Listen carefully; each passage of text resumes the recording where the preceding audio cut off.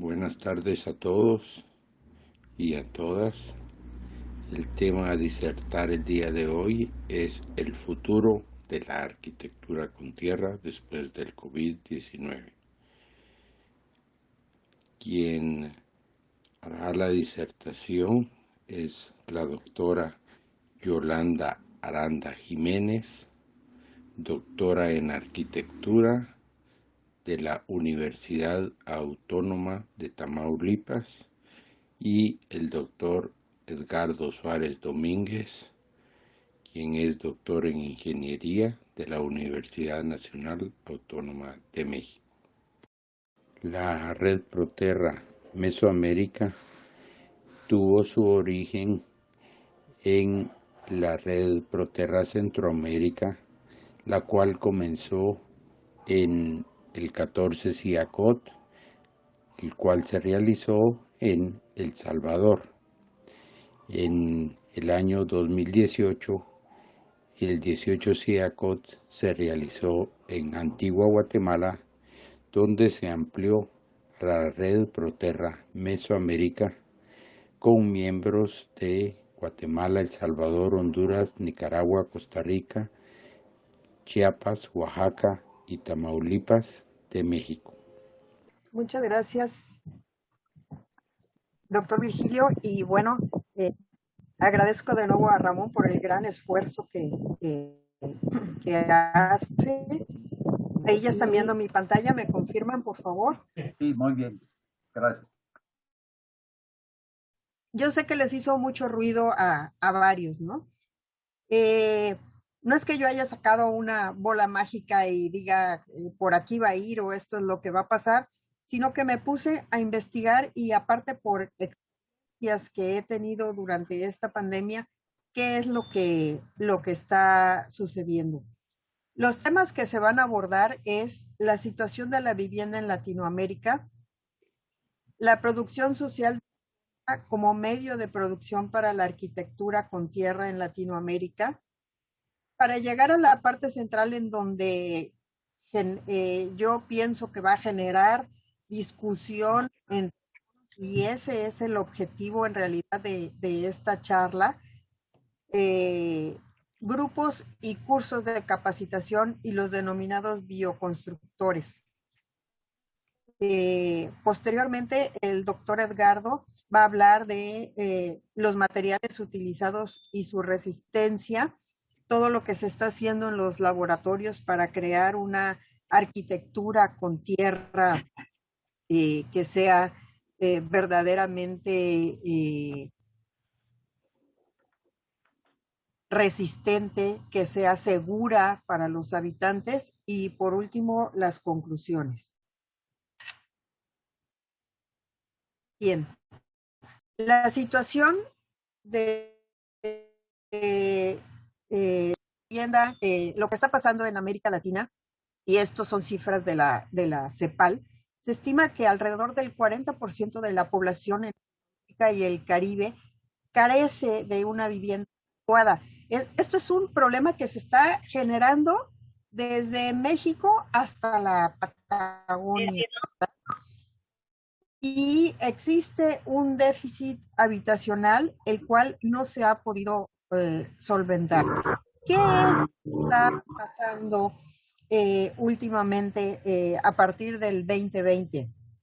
Pues bueno, esto llamó la atención como Hábitat para la Humanidad Internacional, organismos de la ONU, y lo que se está haciendo, pues se crearon programas y campañas de viviendas, comunidades más esperanza, lo cual benefició a más de 64,000 personas. Esto no es, ahí les estoy poniendo el libro, la referencia, esto no es exclusivo de México, son programas que se están realizando en toda Latinoamérica. Por ahí veo a Delmi, en El Salvador se está haciendo un trabajo muy importante, se está haciendo trabajo también en Brasil, y bueno, ahorita lo vamos a ir viendo. Todo esto que les estoy presentando es el contexto de todo lo que está pasando para llevarnos a ese punto medular de qué va a pasar y qué está pasando con la arquitectura con tierra. La situación de la vivienda en América Latina, al existir un déficit fundamentalmente importante, se habla alrededor de que el 81% de la población vive en localidades clasificadas como urbanas y se está llevando a cabo lo que se conoce como metropolización, y precisamente en estas zonas es en donde más contagio ha habido de COVID porque hay un mayor hacinamiento. Estamos hablando de que existen 5 megalópolis con más de 10 millones de habitantes. La CEPAL, bueno, indica primero Buenos Aires, pero yo pondría en primer lugar a la Ciudad de México, después Buenos Aires, Lima, Río de Janeiro, Sao Paulo, y estos datos son recientes, ¿verdad? Entonces, esto constituye un factor de riesgo súper importante para todo lo que son los contagios por COVID. A julio del 2020, se estimaba que más del 90% de los casos informados por coronavirus correspondían precisamente a zonas metropolitanas. Y estamos viendo entonces que la vivienda es el eje central como resguardo frente a la pandemia. Es lo que tenemos por ahora para precisamente combatir la pandemia. Estamos ahorita a nivel mundial en la tercera ola, y desde mi punto de vista, aquí en México está siendo mucho más fuerte y está golpeando más que lo que es la segunda ola, ¿verdad? Ya tenemos hospitales saturados, ya otra vez los contagios están incrementándose tremendamente. Entonces, para frenar esta propagación del coronavirus y evitar el desborde de los sistemas de salud, se ha adoptado las medidas de cuarentena que todos hemos, pues de alguna manera aplicado. Pero ¿qué pasa en los países donde hay asentamientos irregulares? En todos los países en Latinoamérica existen. Entonces, ahí vemos algunos ejemplos, y tan solo por decirles, en Brasil sabemos que se denominan favelas, en Argentina Villa Miseria, Cinturón de Miseria, en México Cartolandia, Cinturón de Miseria, en Chile barrios marginales. Tan solo por ponerles un ejemplo, en la Ciudad de México existen 2.700 asentamientos irregulares con unas características paupérrimas en donde no tienen los servicios más básicos, obviamente ni agua, y esto conlleva a que no estén las situaciones básicas fundamentales para protegerse de la pandemia. Aunado con esto, están los factores económicos que ya todos conocemos, es decir, que no hay empleo, que pues estamos buscando de alguna manera, si se quedaron sin empleo, buscar de qué manera vamos a obtener recursos para poder subsistir, y más si ahorita, por ejemplo, se está volviendo a cerrar parte de los comercios, parte de los gimnasios, iglesias, centros de reunión, se están prohibiendo las reuniones. Entonces, ¿qué es lo que está pasando? Pues que también le está pegando a la economía, y ahí alcanzamos a ver los países que han sufrido más por el desempleo y en toda Latinoamérica. Todos estos datos están en este libro de la CEPAL. Vuelvo a repetirles, esto es el contexto de cómo va a pegarle posteriormente a la arquitectura con tierra. Bien, aquí en México y en algunos países desde hace muchos años se está empleando la producción social de vivienda, o PSV, como posible futura solución. Y la PSV, como ustedes saben, básicamente emplea muchísimo la arquitectura con tierra. Esto es para poder combatir lo que es este desabasto de vivienda tan tremendo que estamos teniendo. Entonces, por eso lo pongo yo como pregunta, ¿es la solución? Aquí quiero presentarles algunas láminas de esta asociación que se llama Cooperación Comunitaria, que está dirigida por Isadora Hastings, una mexicana que ustedes conocen, estuvo exponiendo ahí en Oaxaca, y nos habla, y esto se reproduce en varios países ya de Centroamérica y en Argentina, tengo conocimiento. Tenemos tres tipos de producción de vivienda, ¿no? Que es la producción de vivienda privada mercantil, cuando mandas con un arquitecto a hacer tu casa, pero desgraciadamente en México solo es el 2% que tiene ese poder adquisitivo.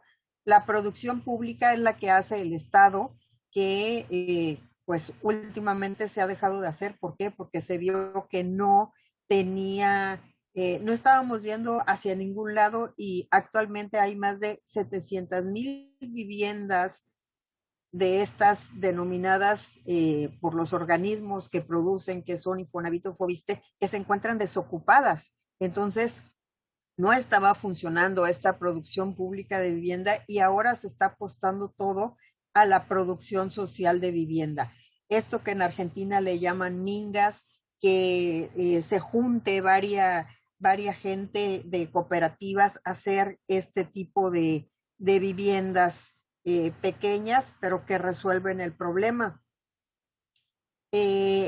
La definición precisamente de esta producción social de vivienda es hacer la vivienda, es un proceso sin fines de lucro, subrayado, sin fines de lucro, en coordinación con cooperativas, sindicatos, pero, y ahí subrayo, porque esto es una parte fundamental de la exposición, asistida técnicamente. La gente no se queda sola, tiene que estar asistida por profesionales de la construcción y sobre todo porque no estamos hablando de hacer muros de tierra, estamos hablando de que tenemos que calcular una cimentación, tenemos que calcular una losa, tenemos que hacer gestión para conseguir la propiedad del terreno. Es decir, hay una implicación global en el contexto para poder producir la vivienda socialmente. El otro punto es que es un proceso, y también estas son parte de las láminas de cooperación comunitaria, que ellos ya lo están aplicando y es un proceso muy largo. Es un proceso en donde en primer lugar, se hace el diagnóstico de la comunidad, se hace un diseño participativo de la gente, no se le entrega una vivienda como en la producción pública de vivienda, en donde no importa el usuario, sino que aquí la participación del usuario es fundamental. Después viene la planeación y la implementación. Aquí vemos otra vez esos pasos que nos explica cooperación comunitaria a todo lo largo y ancho, con todos los puntos, como pueden ser el diagnóstico integral y todo lo que implica, ¿verdad? Desde la concientización de la situación actual, el diagnóstico, el diseño participativo, donde se hacen talleres para la gente, la planeación y organización. Entonces, como observan ustedes, es un proceso muy largo. Ella misma, me refiero a Isadora Hastings, ella misma dice que se hace probablemente en el doble de tiempo que una casa de estas que hace el gobierno y que son todas iguales y que hay miles de fotos en internet y que a lo mucho llegan a menos de 60 metros cuadrados y te entregan sin considerar el usuario. Bien, esta es una lámina que nos habla en México. Quiero que sepan que, y aquí sí quiero hacer referencia a nuestro coordinador de la Red Mesoamérica, Virgilio, que siempre nos está empujando a ser mejores y a hacer más investigación y demás.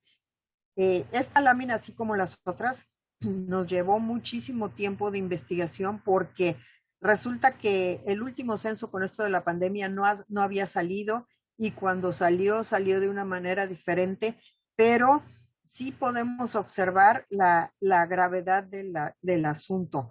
Sí se ve mucha diferencia porque en el, eh, en el censo del 2010, que fue el anterior, es cada 10 años aquí en México, se juntaron los dos materiales como puede ser madera o adobe. Este concepto así de materiales de la vivienda no viene así en el censo, ¿eh? Vienen muchísimos más materiales, y entonces lo que hicimos fue quitarlos y solo dejar los que nos interesaban para esta charla. Por eso esta gráfica tiene muchísimo trabajo. Entonces, si ven ustedes, los azules son en el 2010 cómo se construía con madera y adobe. Para el 2020 ya la pueden ver en color anaranjado, y vean cómo es un decremento tremendo.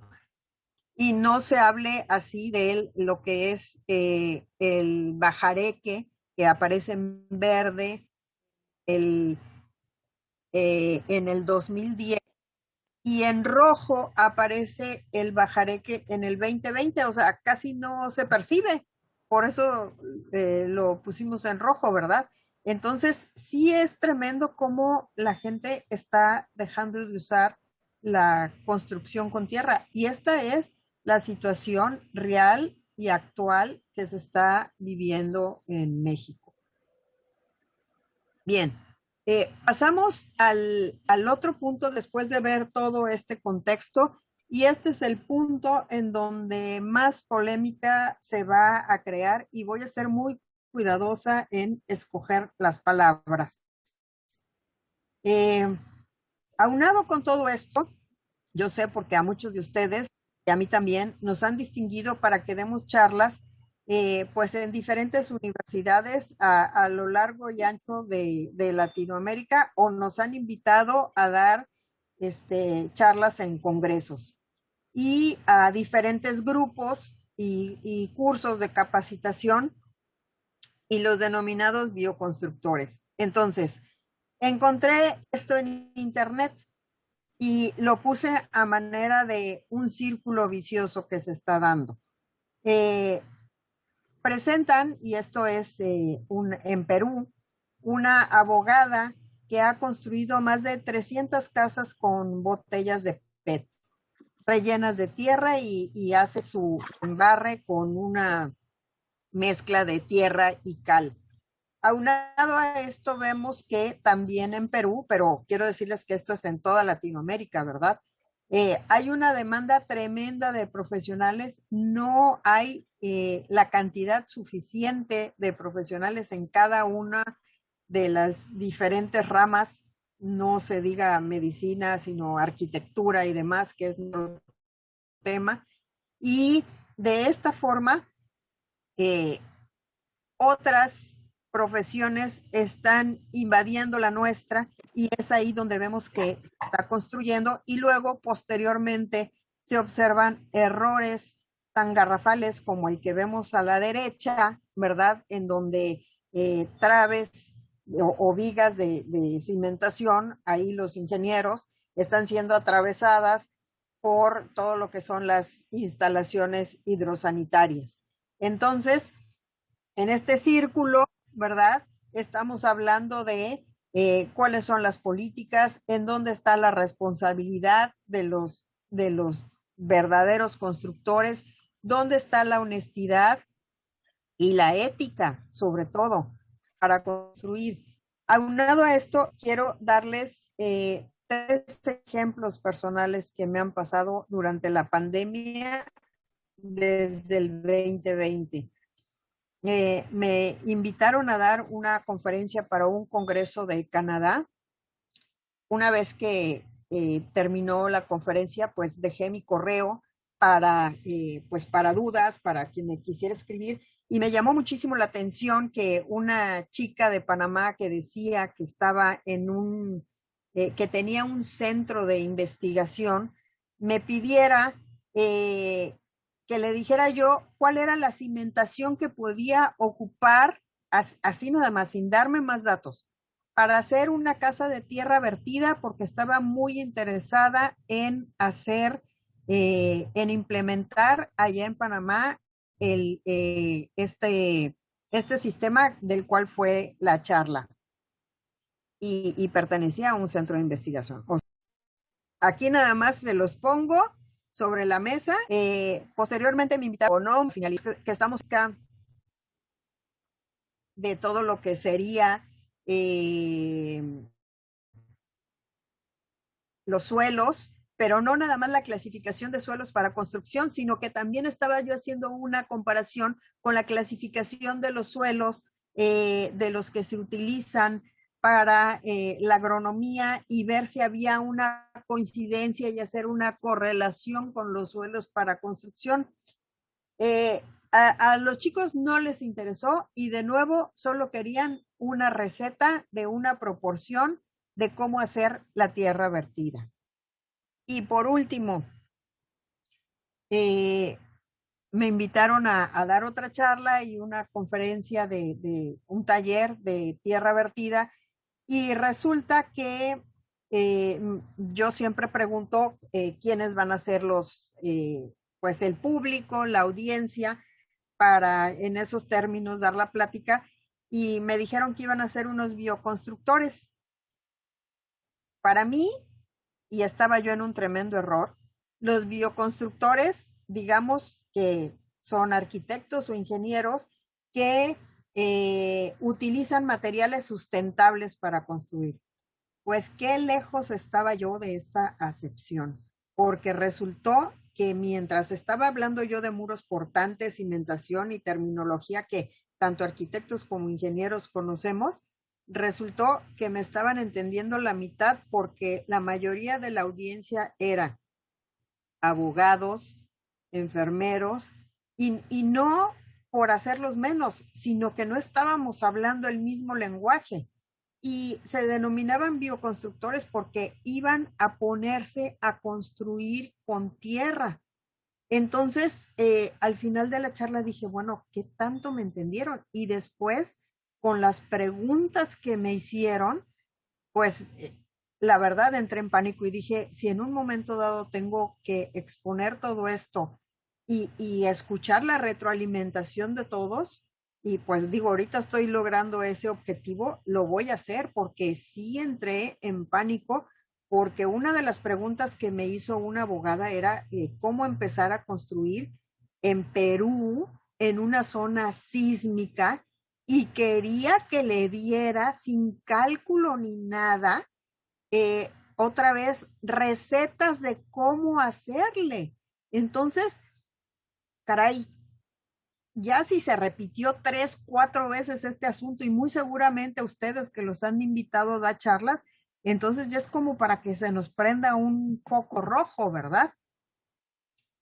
Aunado a esto, en la Facultad de Arquitectura y ahí en el mismo Proterra, estamos luchando y trabajando todos los días porque en cada país exista una normatividad por hacer una construcción con tierra segura. A mí nunca se me va a olvidar que Celia, nuestra jefecita, siempre decía, hay que decirles que estos talleres no son para que salgan de aquí construyendo con tierra. Estos talleres es nada más una iniciación, es un principio. Y tienen que saber mucho de normatividad. Este es un trabajo muy grande que estamos haciendo junto con Rodolfo Rotondaro y Ariel González para verificar toda la normatividad que se está haciendo en los diferentes países y aquí están toda la participación de todos y cada uno de ustedes como para que todo esto se tire por la borda y luego pase lo que pasó aquí en México, que se dice que la arquitectura de tierra no es segura porque se le cayó a un famoso que intentó construir con tierra, ¿verdad? Entonces, y también en otros países que no están dentro de Proterra. Entonces, es un llamado para la dignificación de la arquitectura con tierra. Y hasta aquí los dejo con mi compañero, el doctor Edgardo, para que vean todo lo que estamos haciendo en el laboratorio, precisamente por dignificar esta construcción con tierra y que no vean que es nada más embarrar lodito. Adelante, Edgardo. Ok, una disculpa si se oye el ruido de acá, de la calle, que estoy muy cerca. Bueno, primero, gracias también de nuevo a la Red por Terra y también tanto a Virgilio como a Ramón por estar desarrollando todo este trabajo tan fuerte. En mi caso, voy a profundizar un poco en lo que ya se ha tratado, principalmente sobre la evaluación de los materiales. Y es aquí donde tenemos un problema importante, principalmente porque vivimos en una etapa de la vida mundial en la que en medio de una pandemia se presentan diversos retos y con respecto a la arquitectura se visualiza el diseño arquitectónico. Con respecto a la construcción tenemos los materiales y su evaluación. Y es donde creo que nos hemos quedado muy cortos a comparación de otras investigaciones. ¿Y qué es lo que sucede hoy en día? Si ustedes realizan una búsqueda de información sobre construcción con tierra, principalmente referida a formas sustentables, van a encontrar que existe aproximadamente entre 1.1 y 1.2 millones de artículos y productos académicos. Pero cuando lo hacen para el concreto, encuentran una producción similar. Lo interesante es que la diferencia es que construcción con tierra hay muchas estructuras y formas o maneras de combinación y países con también algunos desarrollos específicos. Si hacemos una búsqueda puntual, por ejemplo, del adobe de construcción como una construcción sustentable, van a encontrar solamente 0.029 millones de artículos. Esto es 29,000 artículos. Ahí sí se nota, ya comparado contra los de concreto, que son más de 1.1 millones, que sí hay una diferencia. ¿Qué nos lleva esto en sí? Yo sé que muchos podemos estar en contra o a favor de la producción académica, esto es, de elaborar artículos científicos, tesis y otros trabajos académicos, pero nos lleva precisamente a lo que debemos también tratar y que nos tienen bastante ventaja en otros materiales que denominamos no sustentables, que son las evaluaciones y las caracterizaciones mecánicas, térmicas y formales de lo que estamos desarrollando. Cuando vemos un laboratorio como el que se expone en la diapositiva que ustedes visualizan, notamos que hay diversas pruebas que podemos realizar. Muchos, cuando cada uno de ustedes platican con otras personas y hablan sobre la permeabilidad al agua, pues les puedo asegurar que la mayoría ni siquiera sabe un valor para los materiales con los que trabajan y que denominamos sustentables y que queremos utilizar. Y entonces ustedes le dicen, oye, pero, por ejemplo, ¿cuántos darcís se mueven de agua en tal sólido? A veces ni siquiera saben qué es un darcí, entonces empieza a haber problemas. Si esto lo llevamos nosotros a otros términos, como la estructura interna, qué es lo que está sucediendo en estos materiales o simplemente la durabilidad, pues la mayoría habla sobre cuestiones más o menos durables, pero no dan un valor ni contra qué se contrastaron. Hay muchas dificultades en el mundo y lo notamos desde la producción científica. No vamos a poder lograr equiparar la producción o poder mejorar la producción de construcción con tierra si no primero garantizamos a la gente que conocemos bien este material, que realmente podemos utilizarlo y que se puede promover como una forma de obtener vivienda segura. Eso está muy relacionado con lo que comentaba la doctora Yolanda. Cuando hoy en día se construye, muchos tenemos experiencia empírica. Mi primera experiencia fue hace aproximadamente 15 años con la doctora Yolanda en el desarrollo de algunos elementos de piedra, pero dista mucho de lo que hoy en día hacemos a nivel de laboratorio, y hoy es que me doy cuenta cómo tuvimos muchos problemas y muchos gastos y mucha contaminación por el desconocimiento de diversos tópicos que aquí vamos a abordar. La siguiente, por favor, doctor. ¿Cuál es el primer problema que tenemos cuando vamos a construir con materiales de tierra, a diferencia de otros materiales como el concreto? Primero, el concreto es un material muy noble. Puede ser muy contaminante, pero es muy noble. Funciona casi en cualquier parte y solamente lo afectan algunos elementos como los sulfatos u otros componentes. Realmente es muy humilde ese material, aún con sus desventajas ambientales, ¿no? Pero sucede que cuando construimos con tierra, lo primero que tenemos que visualizar es dónde vamos a construir. En la diapositiva lo que se visualiza en la parte inferior derecha es nuestro país. En este caso nos encontramos en México. Un servidor se encuentra en México. Van a notar en diversos colores las zonas sísmicas que están publicadas por la Secretaría de Comunicaciones y Transportes del país, del gobierno federal, en donde se visualiza con una mancha roja los que son altamente sísmicos, con una mancha naranja, los que son medianamente sísmicos, y en verde los que no son sísmicos. De hecho, nosotros nos encontramos en una zona no sísmica. Pero no es la única característica. Cuando nos movemos al estado, que es la diapositiva central, van a ver ustedes manchas en naranja, rojo, amarillo, azul, en 2 tonos, entre otros. Y ahí vienen las temperaturas que podemos tener dentro del estado. El estado no ocupa ni el 10% de la totalidad territorial del país. Y vean todos los tipos de temperaturas promedio que podemos tener. Son muy, muy variadas. Y cuando hacemos el análisis de la izquierda, que son las temperaturas y humedades por hora y día a lo largo del año, van a notar una gran variabilidad. La construcción con tierra no quiere decir que no pueda competir contra otros materiales bajo estas circunstancias. Simplemente se tiene que hacer lo que ya hacemos, que es un conjunto de experiencias con todas estas características, pero tiene un pequeño problema. Solo es válido para los lugares y los materiales que ustedes están utilizando en una construcción. Y esto nos lleva a un tipo de experiencia o conocimiento empírico que funciona exactamente igual que como funcionaba hace 1000 años, hace 500 años, en donde, pues sí, todo es válido porque lo están haciendo en un lugar específico con ciertos materiales, pero no para otras ciudades en el mundo. Y eso es lo que no hemos logrado entender. Los que estamos aquí, bueno, la mayoría somos parte de integrantes de centros de investigación, instituciones académicas o desarrollamos investigación, sabemos de esto, pero tenemos o lidiamos contra un conjunto de personas en la sociedad que creen que construir de manera sustentable es fácil, rápido y que pueden hacerlo sin tener ningún tipo de formación específica. Y no quiere decir que no se pueda, simplemente que no tenemos hoy en día una base suficientemente fuerte para tener algo que pueda trasladarse a cualquier parte del mundo rápidamente. Pero sí tenemos las bases para poder realizar las evaluaciones y poder nosotros estar haciendo un seguimiento a lo largo del mundo con estos mismos materiales. Va a ser un poco lento, sí, pero si realizamos la publicación de la información y todo lo que podemos generar, pues va a ser más, podemos avanzar más rápido.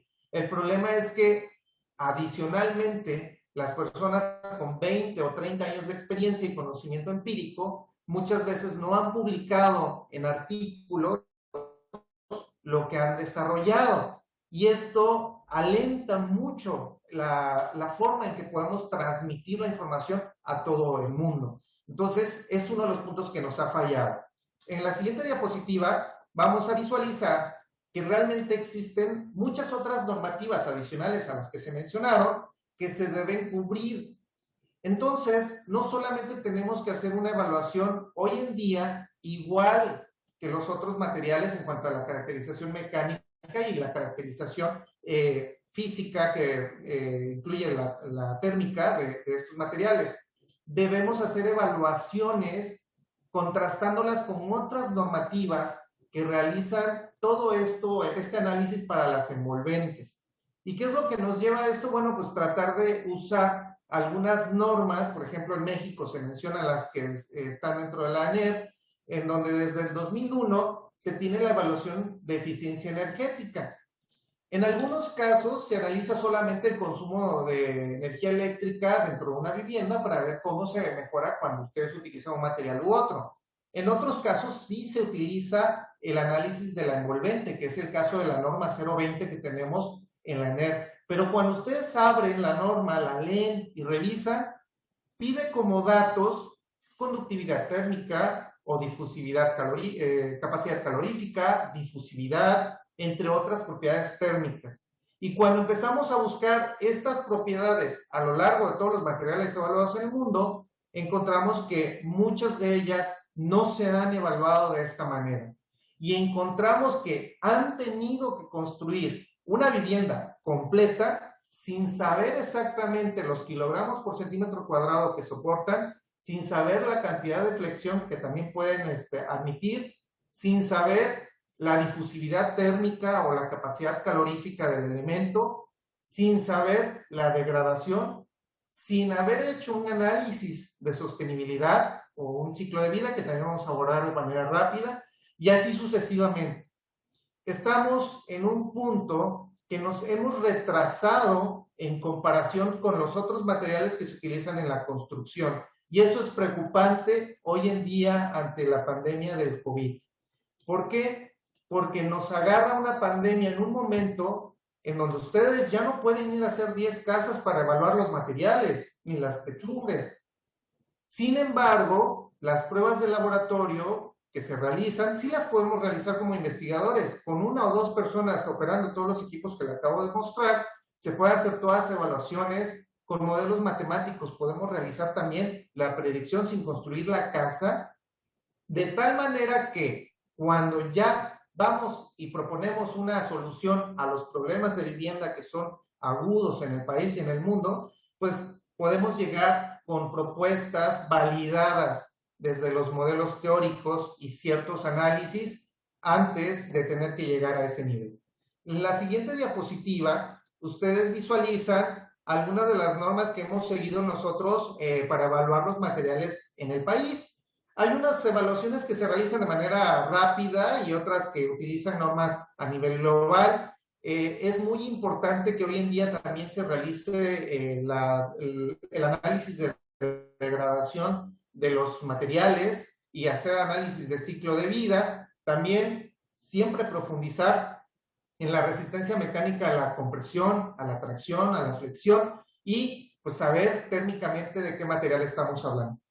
En la siguiente vamos a ver de forma general que esto nos va a permitir conocer el material. Todos estamos acostumbrados a conocer que, bueno, un suelo te puede funcionar haciendo algunas tiras de arcilla, si se alarga o se rompe, tiene estas propiedades y tenemos ya experiencia empírica.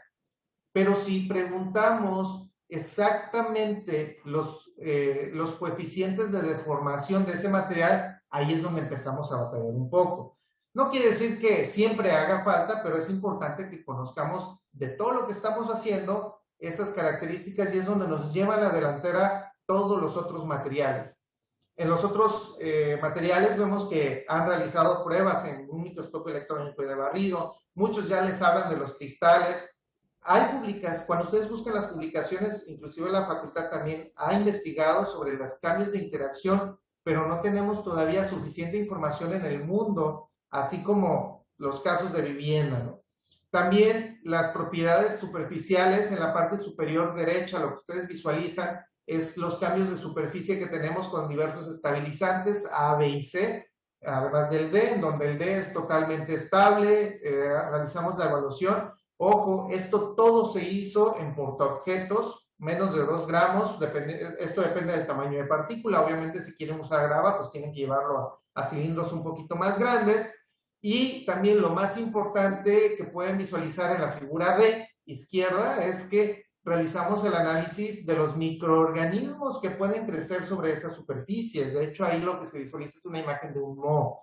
En la parte central inferior lo que se visualizan son 4 láminas con una mezcla apoyada por el CONACYT, desarrollada por la doctora Yolanda Aranda, en donde se hizo el análisis de degradación, y pueden ver del lado derecho cómo es que se formaron unas fisuras para las 2 tabletas y las primeros 2 no funcionaron mucho mejor.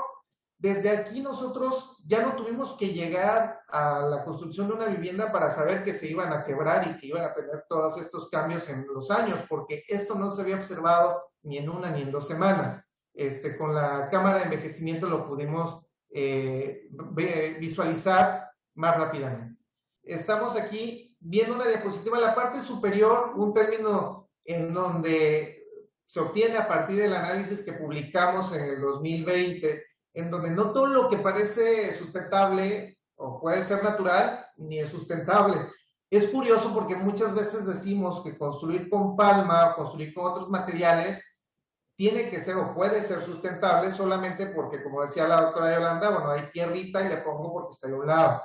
Pero en un trabajo que me adelanto porque está en proceso de publicación, en la misma diapositiva, en la parte inferior, la doctora Yolanda Aranda, junto con la doctora Teresa Sánchez, realizan un análisis de ciclo de vida en donde se visualiza que para materiales con tierra y combinaciones que creíamos sustentables, para algunos casos no necesariamente es sustentable.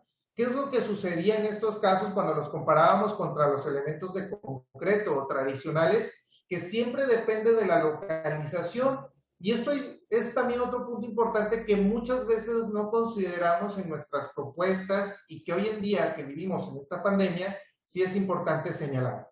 El tener un material con diversas características, que ya haya pasado la caracterización mecánica, térmica, cualquiera que se refiera al medio físico analizado, tiene que garantizar cierta sustentabilidad. Y el utilizar el material de palma que está por un lado, no necesariamente va a ser de esta manera. Pero bueno, en un artículo que que estamos publicando más adelante lo van a visualizar. Es importante señalar que la la Facultad del Hábitat, de la Universidad Autónoma de San Luis Potosí, con la cual también colaboramos, por eso pusimos el logo ahí, ha encontrado cuestiones interesantes. Nos platicaban los doctores en la Facultad del Hábitat que demuestran que están en proceso de publicación que el utilizar palma se ha vuelto insostenible porque los lugares donde se solía emplear están localizados de manera muy lejana, son muchos kilómetros para poder utilizarla en las techumbres que había en ciertas colonias o ciertas áreas dentro de ejidos en San Luis Potosí, y que increíblemente era más sustentable construir con materiales, como le decíamos, industrializados, que con este otro tipo de materiales. Entonces, lidiamos no solamente con la evaluación, la demostración, lidiamos con que no hemos logrado conocer exactamente todos los materiales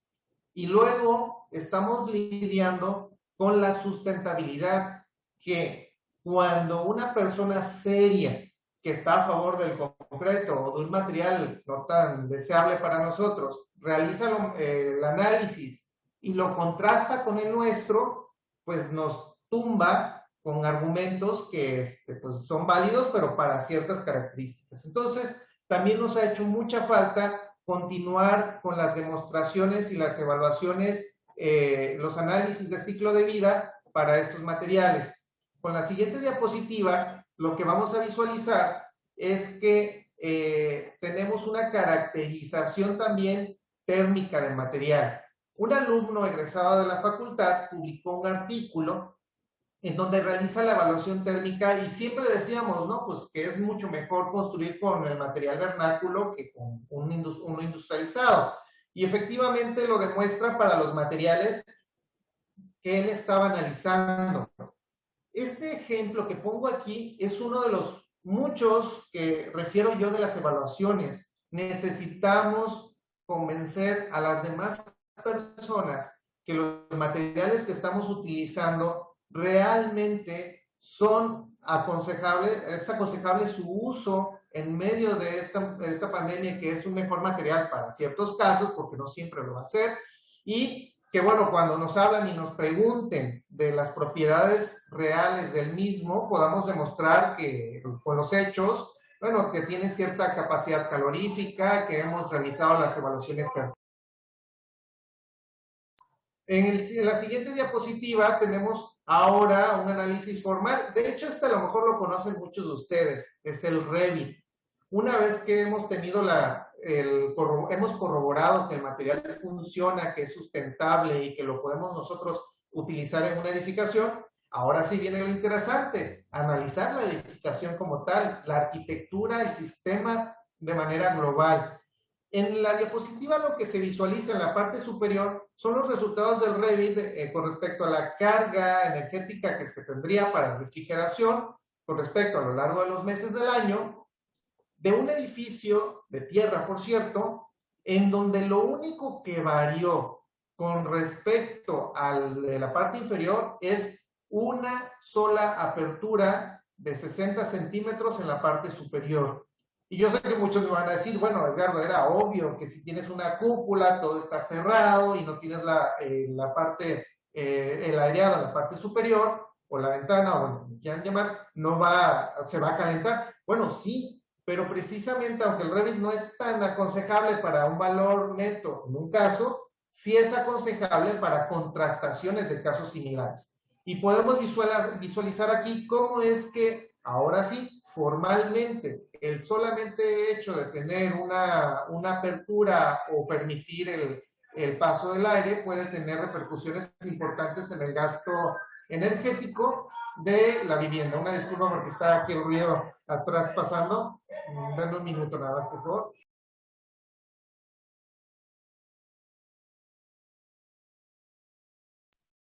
Ya se fue, disculpen. La siguiente diapositiva, bueno, ya es la penúltima. Esta está relacionada con la parte de la evaluación térmica del material. Hemos demostrado que los materiales que hemos desarrollado en la facultad con arcilla, arena, ciertas combinaciones, utilizando mucílago de nopal y utilizando también sábila, que ha sido muy desarrollada por la doctora Yolanda Aranda, hemos podido encontrar grandes beneficios en estas combinaciones y su uso en diversos sistemas constructivos. Pero esto nos ha llevado también a desarrollar diversos modelos teóricos para poder establecer las transferencias de calor en el sistema. Aquí lo que visualizan ustedes es un resultado que tuvimos en el 2016, creo, 2015, en donde veíamos las curvas de transferencia de calor. Ese muro que está ahí, curiosamente sí está construido y de hecho nos sirvió para validar el proceso.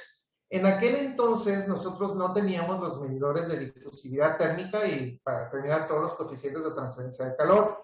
Entonces tuvimos que darnos a la tarea de desarrollar un modelo teórico completamente en donde evaluábamos varios tipos de muros, pero ¿qué ventaja tuvo? Bueno, que si ustedes me decían en cualquier parte del mundo qué temperaturas tienen en las superficies o debidas al sol, en una superficie sólida, pues yo les podría decir, o les podríamos decir aquí, si estuvieran con el resto del clima de Tampico, cómo se estaría comportando. Esta parte del desarrollo de modelos teóricos es difícil de lograr, es muy pesado y es donde hay que destacar la necesidad de multidisciplinaridad e interdisciplinaridad que se requiere para esto. En este caso, la UNAM nos ha apoyado mucho en el Instituto de Ingeniería, en la Facultad de Física, en donde se realizan los diversos modelos. Algunos inclusive son más sofisticados, como por ejemplo los que utilizan sistemas con métodos finitos, en donde hacen las mallas y toda esta predicción. Algunos de los compañeros que están aquí han hecho investigaciones y publicado sobre esto.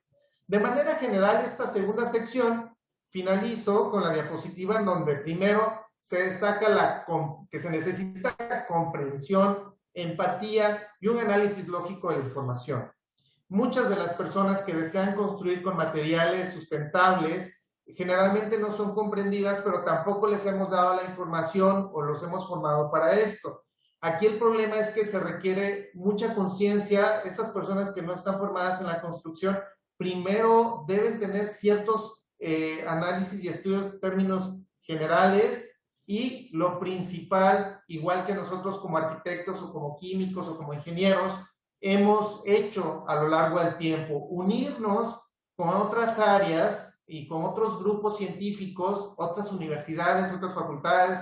Pues hemos colaborado con la profesora Natasha, que también está aquí, el profesor Ariel, otros profesores, y lograr más conocimiento que pueda perdurar. Pero esto es algo muy pequeñito. Cada uno de nosotros, los que estamos presentes, debemos jalar más gente, más jóvenes, más alumnos para este desarrollo.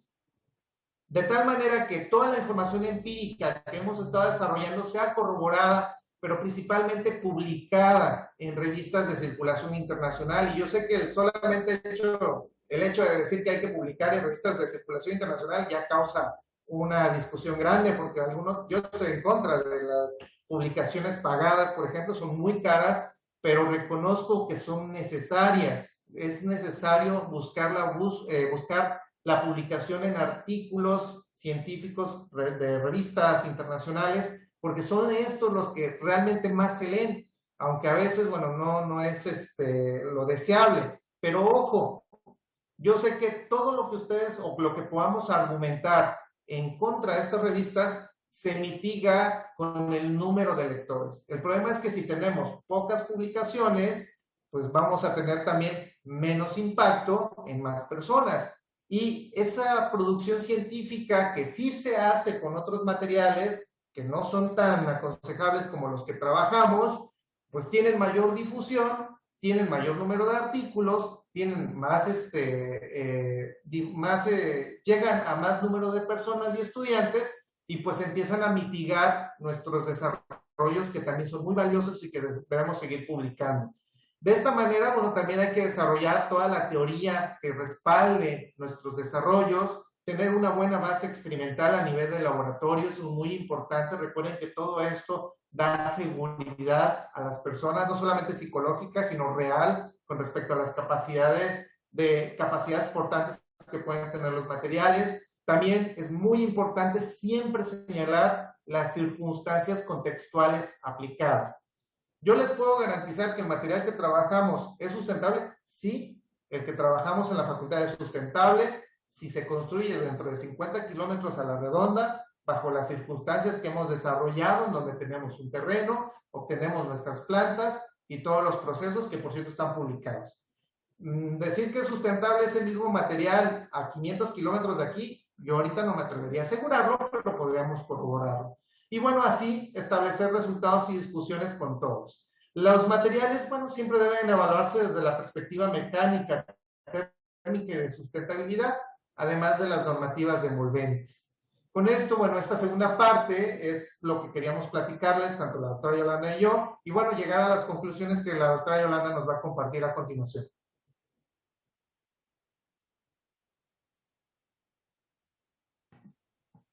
Bien, No se oye. A manera de conclusión y rápidamente, debemos de contribuir a la dignificación de la arquitectura con tierra de manera científica y segura, construida por profesionales o por lo menos asesorada por profesionales, ya que no solo es embarrar lodito, ¿verdad? Y lo más importante, por eso toqué el tema de la economía y que estamos pasando durante esta pandemia, porque se han generado muchísimos talleres a todo tipo de personas, haciéndolas creer que tan solo con tomar ese taller ya pueden construir su casa. Entonces debemos ahí de actuar con ética, dejar bien claro en estos talleres que es una iniciación y que debe existir la asesoría y asistencia técnica en las construcciones. Esto es fundamental, sea zona sísmica o no sea zona sísmica. Nosotros probablemente no seamos zona sísmica, pero sí somos zona ciclónica. Entonces, esto es bien importante. Evitar designar con etiquetas como academia, y eso si quieren ya en la parte de las discusiones y preguntas y respuestas lo analizamos, y etiquetas como bioconstructores que solo estigmatiza y confunde. Y por último, contribuir desde las universidades a la creación de normatividad, como ya se está haciendo en muchos países, y pruebas de laboratorio, como bien lo expuso Edgardo, para hacer de la construcción con tierra un lugar seguro. Muchas gracias. Muchas gracias, doctora Yolanda y doctor Edgardo. Les agradecemos enormemente el aporte de tantos conocimientos y sobre todo de las inquietudes que nos dejan para reflexionar profundamente en este trabajo que realizamos.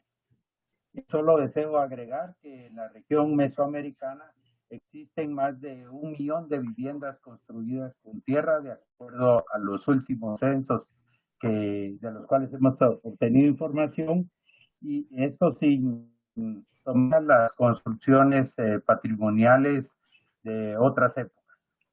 Ahora procedemos a las dudas o preguntas, por favor.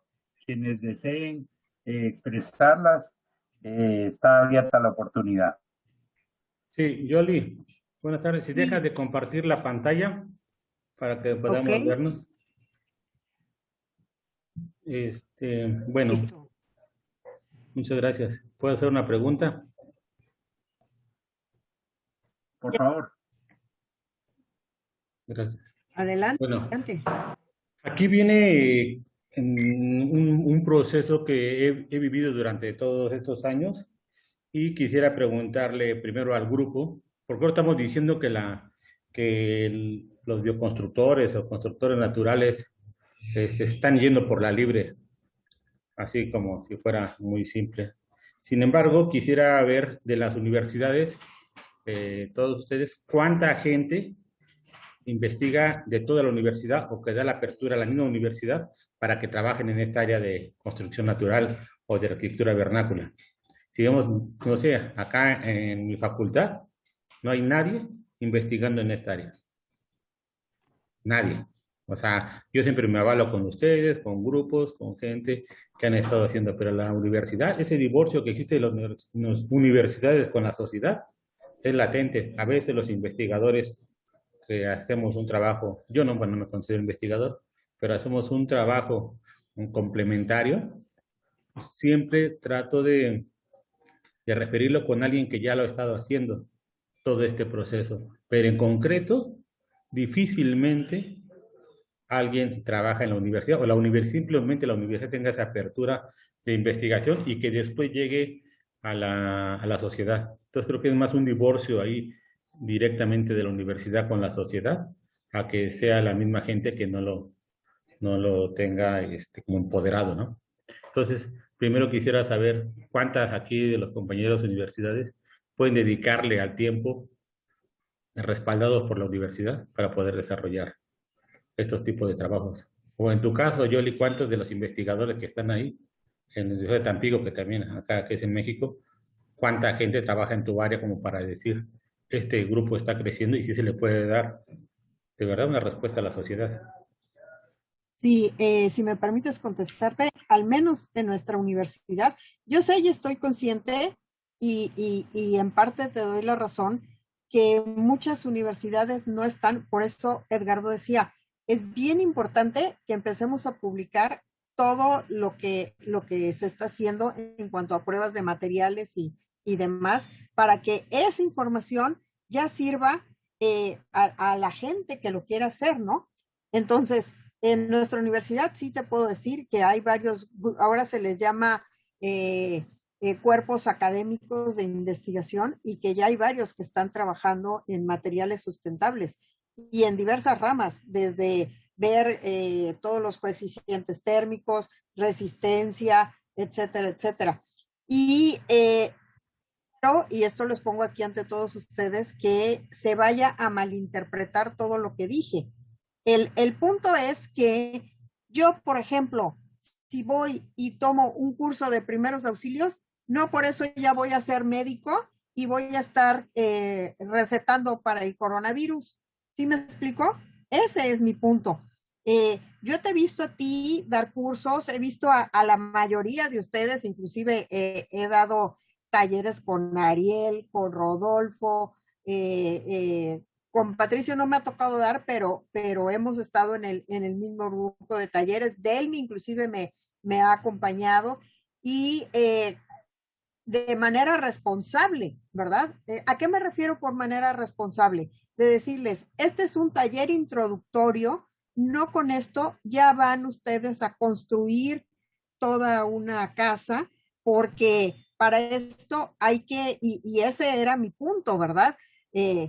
Ahora sí que zapatero a tus zapatos. Cada quien tiene una responsabilidad y no podemos dejar la responsabilidad de los ingenieros a un lado, en donde están calculando la cimentación más adecuada, hacen todo un análisis.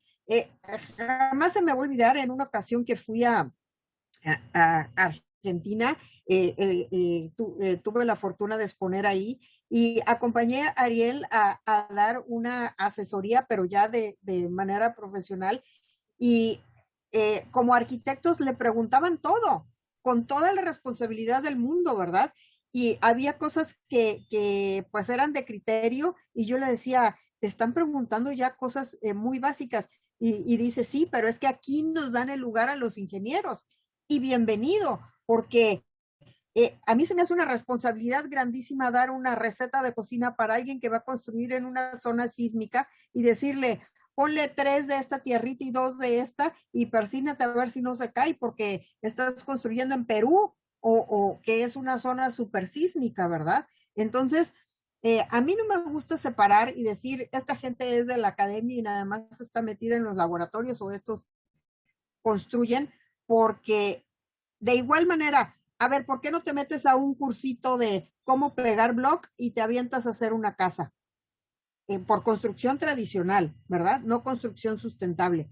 Es exactamente lo mismo. Entonces, ¿por qué no lo hace la gente?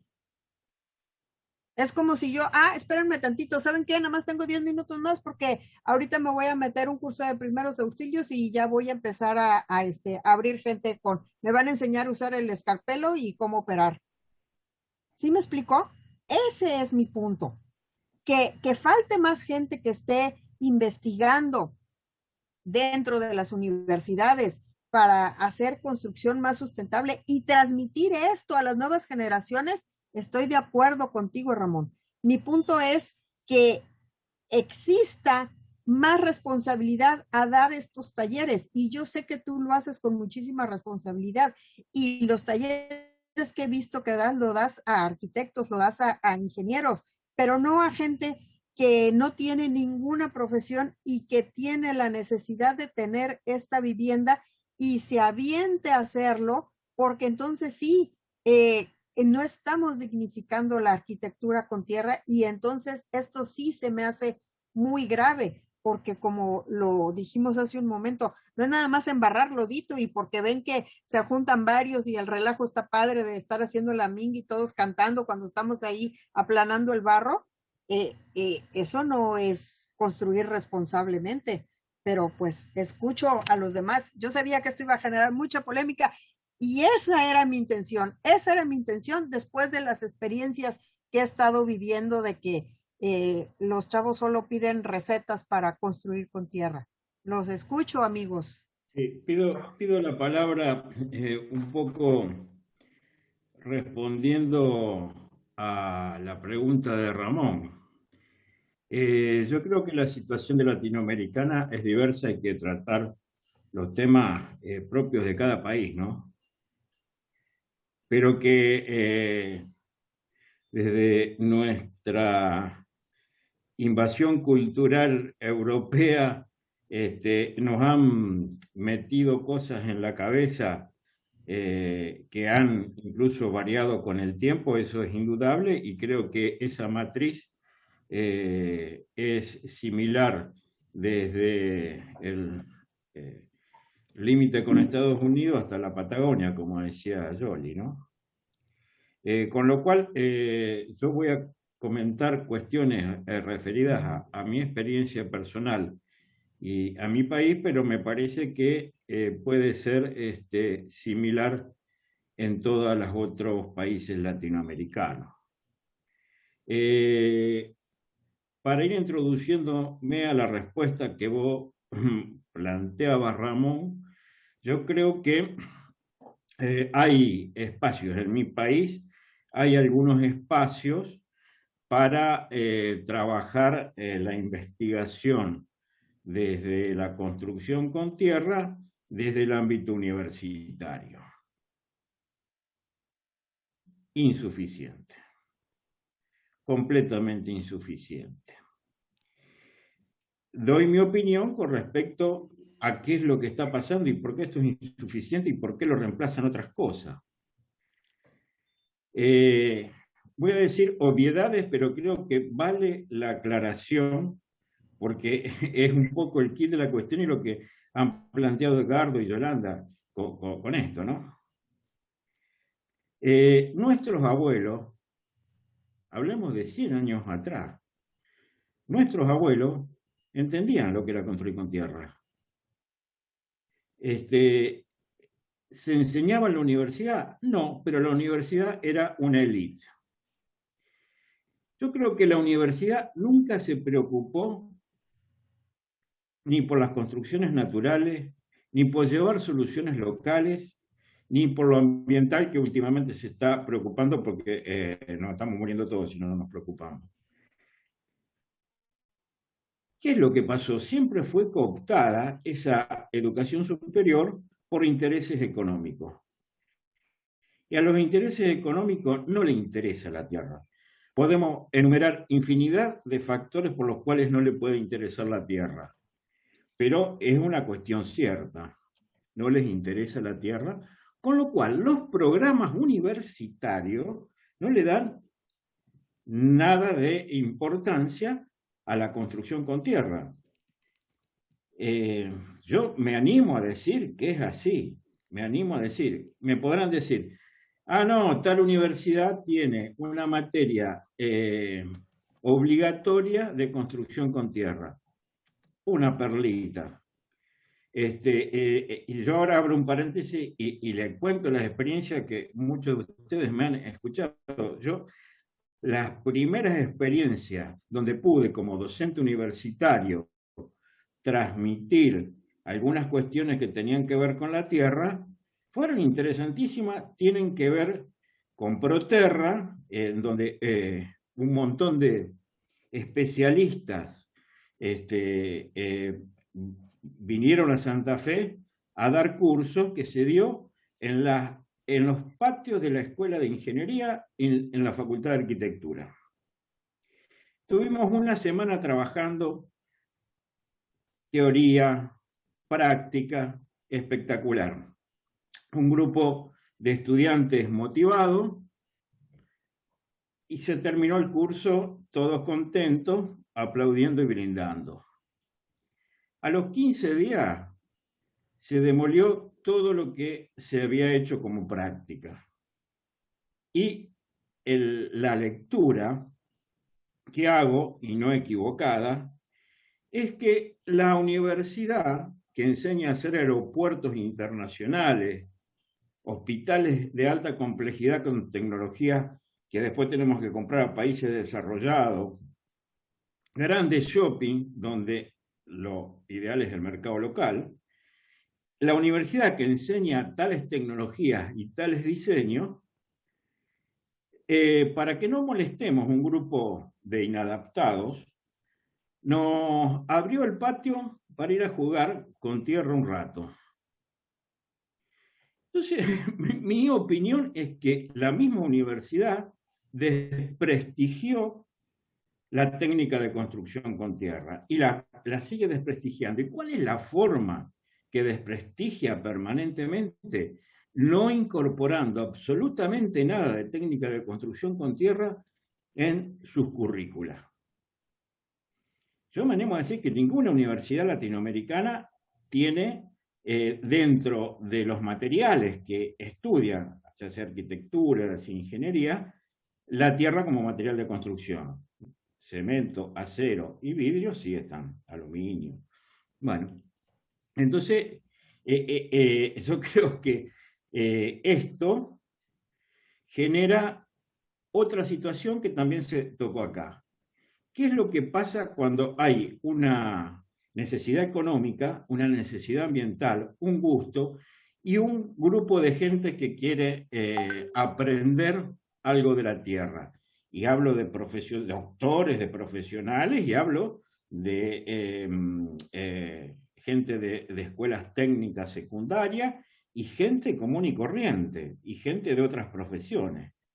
¿Qué es lo que pasa? Al no tener albergue en las universidades, aparecen de muy buena calidad y de muy mala calidad estos cursitos, estos talleres, ese fin de semana que vas a pasarla bien, te fumas algo, y ves cómo lo demás trabajan. Entonces, es lo que yo, con todo respeto, y lo respeto mucho, tengo muchos amigos que valoro muchísimo, este neohipismo hace cosas muy buenas en algunos casos, y muy malas en otro. Acá dentro de la red argentina, ProTierra, hace muy poquito se difundieron unas fotos de algunas construcciones que se calificó como ¿cómo se llama? Un cementerio, el futuro cementerio. O sea, son casas que se iban a caer. No tenían la más mínima lógica de saber profesional, en todo sentido.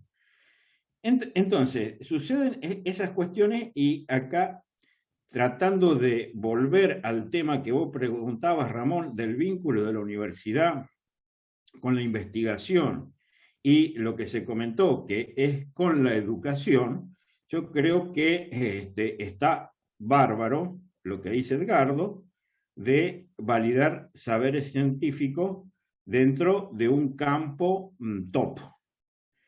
Pero nos estamos olvidando de validar de manera seria y responsable las voluntades y los saberes que se producen desde la persona que su abuelo construía con tierra y algo le quedó de que la tierra es un material de construcción no solamente posible, sino bastante bueno, hasta la gente que ha tenido una formación, hasta la gente que investiga, en fin, todo ese cúmulo que a veces nos olvidamos.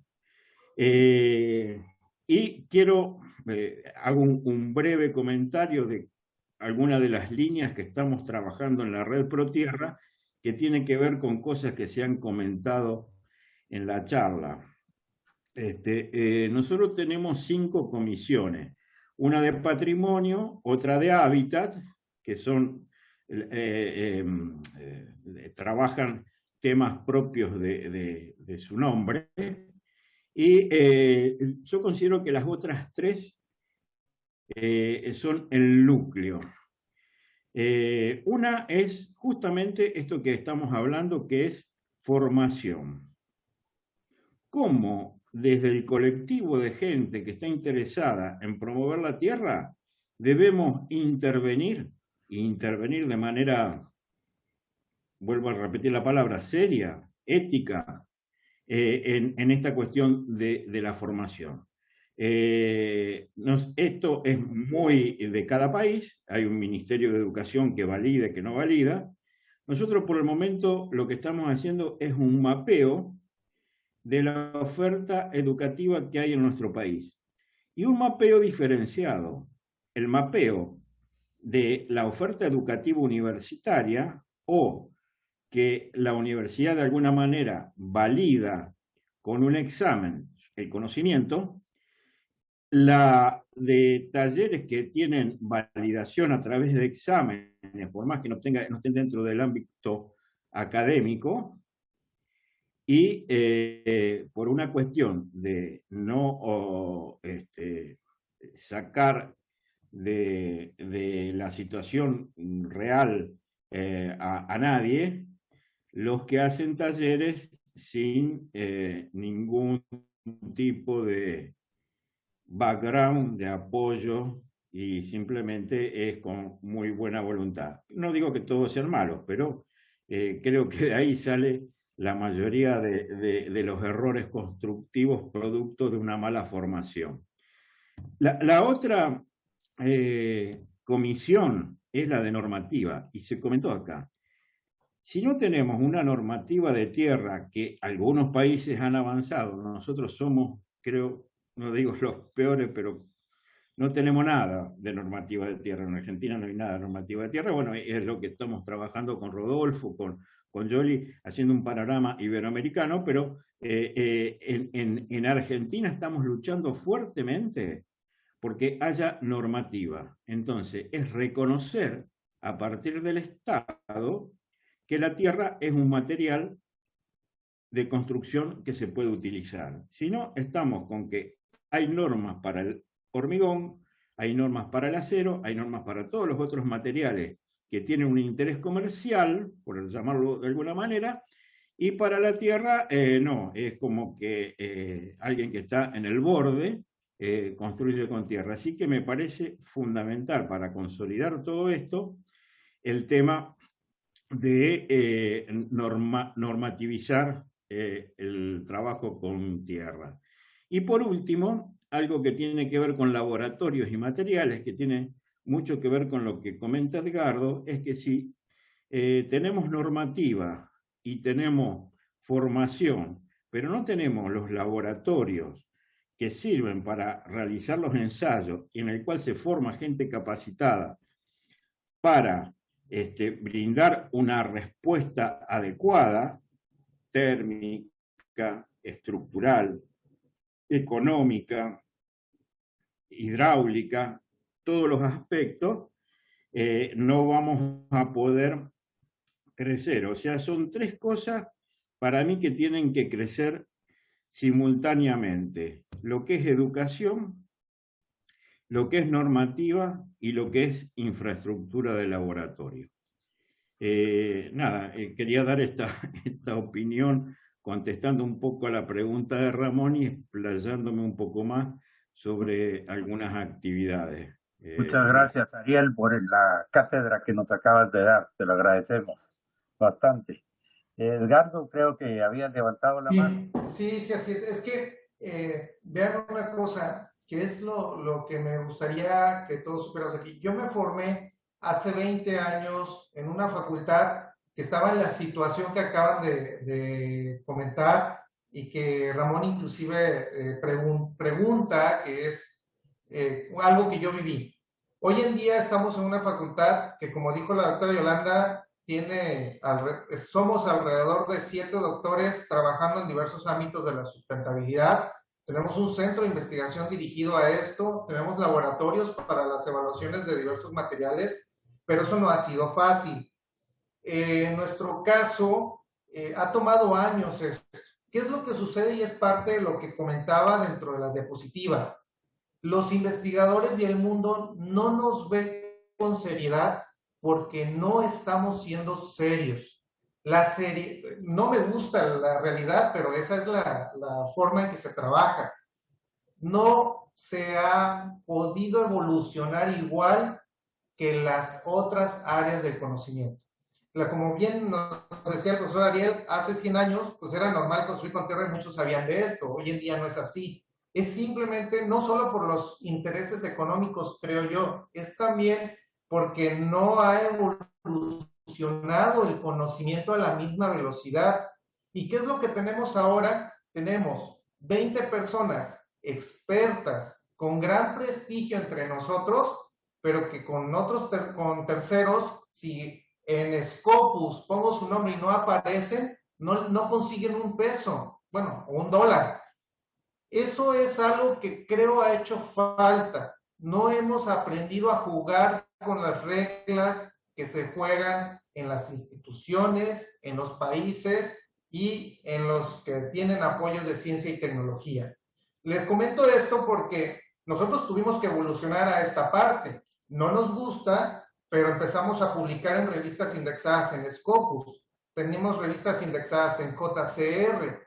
¿Qué nos ha llevado esto? Bueno, que llevamos ya 8 años consecutivos con proyectos apoyados por el Consejo Nacional de Ciencia y Tecnología para todo esto, que en el 2018 nos permitieron hacer el centro de investigación y tener los equipos. Justo hace 2 meses nos acaban de aprobar un fondo de, no es mucho, alrededor de $70,000 por parte del Consejo Nacional de Ciencia y Tecnología, solamente para mantenimiento y calibración de los equipos. ¿Qué quiere decir esto? A mí no me gusta tener que hacer, porque se ve muy como vendedor, ¿no? El tener que estar sacando papeles y documentos, pero ni modo, así se trabaja en el mundo. Entonces, si yo soy la única persona que está investigando en algo, no es suficiente que solo investigue. Tengo que publicar. Hasta que llegamos nosotros Y detrás de mí, bueno, gracias al trabajo muy fuerte que ha desarrollado la doctora Yolanda, la doctora Tere, el doctor Rux, el doctor Espuna, en paz descanse, el doctor Víctor Izaguirre, y así les puedo mencionar varios, pues es que ahora pues ya tenemos, la facultad goza de cierto prestigio y nos ha apoyado, en el 2018, por ejemplo, nos apoyó con un proyecto de cerca de $1,500,000 para poder desarrollar y comprar equipos. Pero ya está, eso sí, publicando 2 o 3 artículos JCR y Scopus dentro de los grupos de investigación. Entonces, si yo soy una persona que me encuentro aislado, pues lo primero que debemos hacer es escribir y publicar. Y ahí es donde nos vamos a dar cuenta que no es fácil que nos acepten esos artículos. Pero cuando nos los empiezan a aceptar, empezamos a crecer y empezamos a contar con el reconocimiento a nivel internacional. Entonces no es igual llegar con 10 artículos JCR publicados con el director de mi facultad, que esos 10 artículos JCR les van a dar mayor recurso porque bueno, yo no sé cómo sea en su país, pero en nuestro país la facultad que más produce es a la que más le dan dinero. Entonces, si llegan con 10 artículos JCR o por lo menos Scopus, seguro se consiguen más recursos y empieza a hacer renombre. ¿Me gusta la estructura del juego? No, no me gusta, pero pues ni modo, yo no, bueno, quisiera estar en contra de esa estructura. Es muy valioso el conocimiento empírico y la forma en que desarrollamos conocimiento con ciertas construcciones, pero no nos podemos olvidar que vivimos en una sociedad, en un medio académico que ni modo, sí, ahí sí estoy de acuerdo con el profesor Ariel, se mueve con una economía internacional y la economía internacional está llena de documentos JCR y Scopus para que nos tomen en serio. Entonces, si no logramos esa productividad académica, esos artículos, a partir de todo lo que ustedes ya han desarrollado, no vamos a lograr esa atención. Y bueno, menciono lo del CONACYT porque de hecho esta charla, o todo lo que hemos obtenido, se da por el apoyo que hemos tenido por el Consejo Nacional de Ciencia y Tecnología y porque la propia universidad lo ha tenido. Hoy en día nuestra facultad tiene una o dos materias en el área optativa. Dentro de la materia de resistencia a materiales ya se incluyen materiales vernáculos, pero no ha sido algo rápido, ha sido algo que ha tomado tiempo, que varias personas se tuvieron que formar y que de nuevo entiendo que no es fácil. A mí me tocó ver el comienzo de los ahora doctores, y ahora, bueno, yo me formé fuera, me formé en la UNAM en cuestión del doctorado, regreso y bueno, continúo trabajando. Pero cuando yo me formé en un doctorado en ingeniería en fenómenos de transporte y regreso a trabajar con tierra, que siempre me ha gustado mucho, sí es lo primero que noté. La productividad y la forma del trabajo del grupo necesita promover esa escritura de documentos. Entonces, pues poquito a poquito yo creo que podemos irnos desarrollando. Bueno, en el caso de Ramón, pues si está ahorita solo, pues aprovechar la pandemia para escribir, por ejemplo. En mi caso, bueno, si en algo pudiera apoyar, con gusto. Nuestros laboratorios también, bueno, hemos podido hacer pruebas con otras instituciones. Una vez tuvimos visita también del alumno del profesor Ariel, que nos acompañó por acá. Pero sí es muy importante no dejar de lado las reglas internacionales y que una de ellas es publicar. Esa era mi intervención. Gracias. Muchas gracias, Edgardo. Patricio, levantaste la mano. ¿Querías aportarnos más conocimientos? Sí, Virgilio, muchas gracias. Bueno, yo estoy muy colateralmente ya con la universidad y sí, yo estoy de acuerdo con que hay que publicar. Ahora todo lo que hacemos, procuramos hacer un paper y publicar, ¿no? O sea, y de acuerdo a la calidad del trabajo que se haga, pues, procuramos hacer publicación indexada. Lo que me preocupa es un poco lo que decía el Ariel. Somos neo-hippies, ¿no? Hoy con los tallercitos estamos queriendo solucionar todo. Y hoy me pegué el susto. Tenía una reunión en mi oficina para un proyecto que que me planteaban en que yo participe. Previamente me habían pedido que haga un taller de tapia y por varias circunstancias no lo hice. Pero ese taller se había dado. Entonces hoy me presentaban a una participante de ese taller que iba a ser la responsable de la obra. Entonces le digo, oye, disculpa, tu experiencia. Ah, no, yo estuve en el taller en que habían anunciado que tú ibas a dar. Le digo, ¿y qué más? Bueno, dice, es un taller que duró toda la mañana del sábado. Sí, me parece interesante. Y claro, y me contó que dieron una conferencia, pero entonces también esto de los nuevos constructores, en que le ven no la parte técnico-científica, sino la parte folclórica de la construcción con tierra. Y la parte folclórica es un buen gancho. Y eso es lo que me preocupó, porque me contó todo lo que habían conversado, y claro, todo es folclor, ¿no?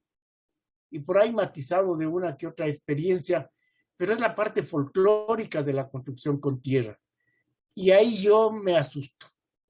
Y realmente me asusto porque si delante, sabiendo que yo trabajo con tierra y todo eso, vienen y me dicen, te presento a la que va a ser tu contraparte. Bueno, perdón, no es mi contraparte, pues va a ser mi alumna, ¿no? No sé si alumna aprovechada o no, pero sabe del folclore, ¿no? Para irnos a conversar un poquito de folclore y nada más. Eso quería decir que hay que tener ya, yo pienso que me voy a replantear mucho en esto de los talleres, ¿no? Y hay que tener mucho cuidado. Ahí estoy de acuerdo con Ariel y con lo que insinuaba también Yoli. Gracias. Muchas gracias, Patricio. Yoli, por favor. Sí, nada más para precisamente decir que Patricio captó toda la esencia de lo que quería decir. No es posible que con un solo taller y con la mejor intención que se haya dado, ya estén o supervisando obras o construyendo. Quiero que me entiendan que yo no estoy en contra de que se den esos talleres. Al contrario, qué bueno que se difunda la construcción con tierra, pero de una manera responsable, con ética. Jamás se me va a olvidar a uno de los últimos CIACOTS, que fue el profesor y querido maestro Hubert Guillot, y se me acercó así en petit comité a decirme, tengo miedo que esto se convierta en arquitectura para hippies. Y ahorita lo de exponer Patricio de la mejor manera y sin saber esta anécdota, ¿verdad? Porque es cierto, o sea, estamos todos trabajando por la dignificación, por la difusión de la arquitectura con tierra para que caiga en manos de algunos unos mercenarios y otros con mucha voluntad y se está yendo al hoyo. Entonces, ¿de qué nos sirve hacer tanto trabajo en laboratorio, hacer tanto trabajo porque la gente confía en la arquitectura con tierra para que en un tris se venga para abajo? Y cito textualmente lo que acaba de decir Ariel. A los intereses económicos no les interesa la tierra. Nada más que esta verdad. Díganme sí o no con cuánta gente se han topado que, por eso toqué el tema económico en la pandemia, que ahorita no tienen con qué mantenerse y están dando talleres a ton y son y con la promesa de que con eso ya van a tener una casa. Eso es una verdadera falacia irresponsable y una total irresponsabilidad, con irresponsabilidad. Sin embargo, yo aplaudo a todos aquellos que están dando talleres y que lo hacen de manera responsable y que lo hacen a personas que tienen conocimientos como los estudiantes de arquitectura y que les estamos abriendo una puerta para mejorar este mundo y tener una construcción más sustentable y que sepan que existe otra alternativa, no nada más el concreto y el cemento, ¿verdad? Entonces, y todos tienen derecho a tomar esos talleres, todos, que no se me malinterprete. Sin embargo, no por tomar un taller ya van a ser expertos en construcción con tierra, porque por eso está pasando lo que está pasando. No olvidemos que aquí en México, la triste historia de la Escuela de Artes en Oaxaca, que se tuvo que demoler y además fue multipremiada y galardonada, ¿verdad? Entonces, ¿cuál es la imagen que se está dando al mundo de una construcción que no dura, de una construcción que no es segura? ¿Sí me explico? Ese es mi punto. Gracias. Muchas gracias, Yoli. Y para finalizar por la situación del tiempo, deseo invitarlos para el 3 de septiembre con Rodolfo Rotondaro, quien es coordinador de la Red ProTierra Argentina, y quienes nos estarán dando unas charlas de los viernes muy interesantes y sobre todo muy formativas. Los esperamos el 3 de septiembre y el 1 de octubre. Que pasen todos muy buena tarde. Sí, perdón, ¿puedo aclarar algo? No soy el coordinador de la Red ProTierra de Argentina, sino que soy un miembro integrante de la red, y lo que vamos a presentar viernes 3 de septiembre y el 1 de octubre es justamente qué características tiene la red en Argentina, las comisiones de trabajo que ya comentaba Ariel, qué desarrollos hay, y también mostrar un poco qué es la Argentina en su ambiente natural y en su ambiente cultural, para que se entienda un poco el contexto en el cual esta red ya está trabajando con acciones concretas, inclusive de diseño de un reglamento nacional de construcción con tierra. Así que ese sería el objetivo de las dos charlas siguientes, y yo soy simplemente un integrante más de la red nuestra, que está coordinada en este momento por Giuseppe Mingola, con el acompañamiento de Santiago Cabrera, un ingeniero civil de Santa Fe, y Carlos Platzitelli, que es un especialista en techo verde. Gracias. Muchas gracias a todos, muy amable.